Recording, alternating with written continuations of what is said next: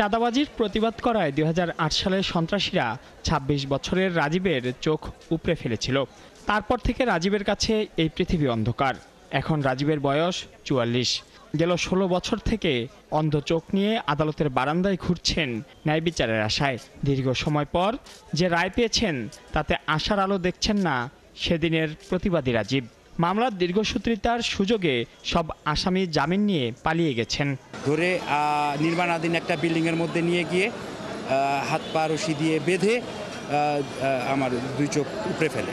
আজকে এই যে যারা খালাসপ্রাপ্ত এবং যাবজ্জীবনে আছে তারা তো সবাই পলাতক। না থাকায় সমস্ত আসামিকে পলাতক দেখিয়ে তাদের এই রায় ঘোষণা করায়। রাজীবের মামলাটির মতোই দেশের আদালতে জমে থাকা ৪৪ লাখ মামলার বড় অংশই ঝুলে আছে বছরের পর বছর ধরে। এক আদালত থেকে আরেক আদালতে ঘুরতে ঘুরতে ক্ষেত্রবিশেষ প্রজন্মও শেষ হয়ে যাচ্ছে।